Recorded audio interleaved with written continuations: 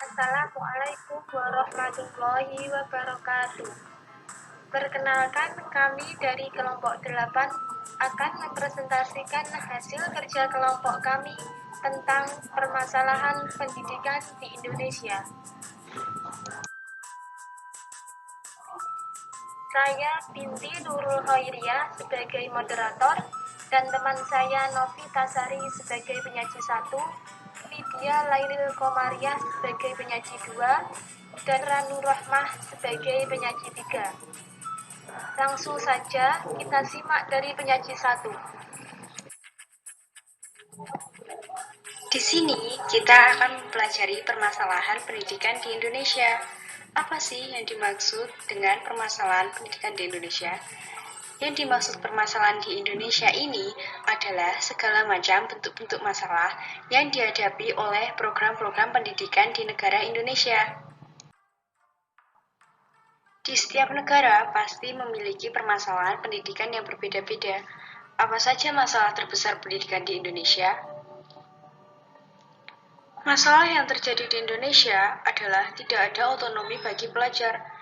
Sistem yang diberikan sekarang melakukan standarisasi ilmu apa yang perlu diberikan kepada pelajar tanpa melihat potensi yang dimiliki oleh pelajar tersebut.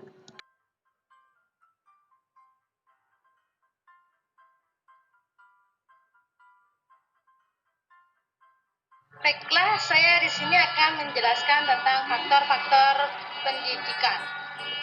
Faktor-faktor permasalahan pendidikan yang pertama yaitu mahalnya biaya pendidikan. Dan yang kedua, fasilitas pendidikan yang kurang memadai. Dan yang ketiga, rendahnya kesempatan pemerataan pendidikan.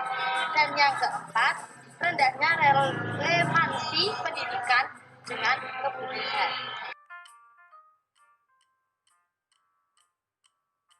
Selanjutnya, saya akan menjelaskan tentang contoh permasalahan pendidikan di Indonesia. Yang pertama, pendidikan Indonesia lebih mementingkan target daripada kadar pemahaman. Yang kedua, sering mementingkan materi daripada kemampuan. Dan yang ketiga, minimnya komunikasi antara guru dan murid. Yang keempat, sering melakukan SKS atau sistem kebut semalam. Yang kelima, terlalu banyak tugas sehingga keteteran.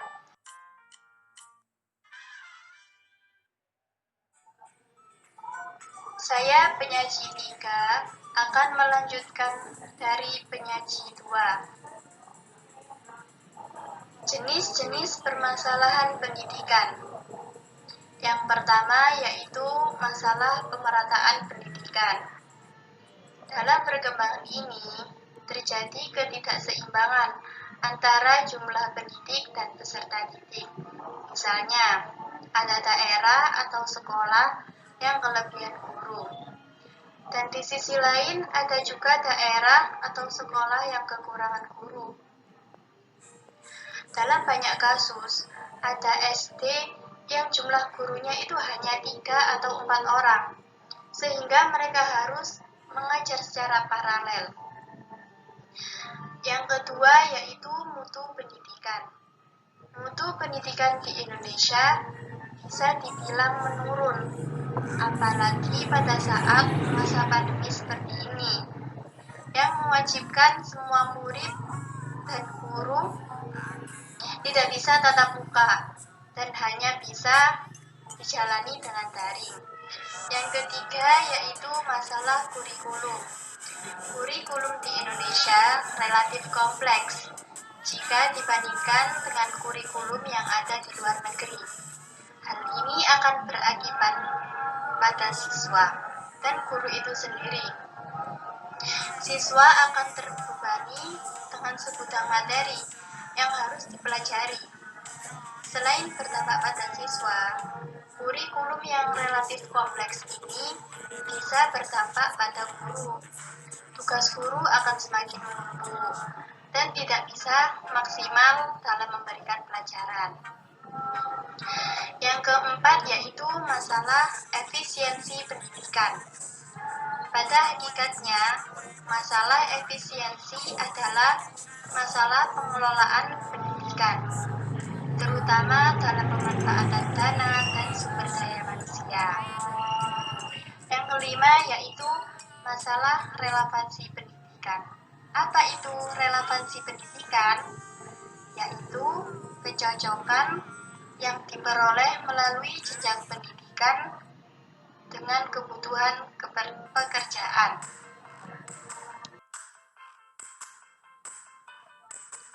Bagaimana cara kita mengatasi permasalahan pendidikan di Indonesia? Yang pertama yaitu mendirikan sekolah di pelosok-pelosok negeri. Pemerintah harus lebih mengutamakan pendirian sekolah-sekolah di pelosok dibandingkan pendirian bangunan sekolah di kota. Yang kedua yaitu memperkerjakan guru secara profesional. Pemerintah melakukan guru dengan selayaknya, misalnya dalam hal gaji.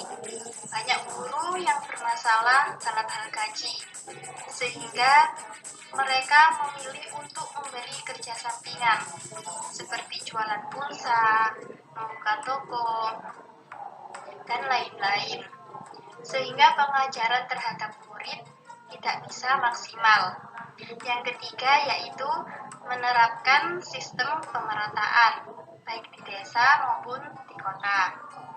Misalnya, pembangunan gedung kota secara merata, program pemberian buku secara merata, program pemberian peralatan sekolah secara merata, memenuhi kebutuhan guru di pelosok-pelosok daerah.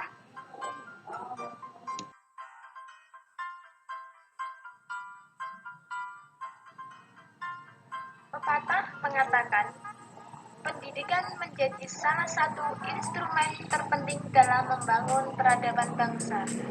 Melaluinya, kemajuan bangsa bisa terrealisasikan mandiri, progresif, demokratis, dan bertanggung jawab pada negara. Demikian presentasi dari kelompok kami. Saya selaku moderator mewakili rekan saya. Mohon maaf bila ada salah kata yang disengaja maupun tidak disengaja. Sekian, terima kasih. Wassalamualaikum warahmatullahi wabarakatuh.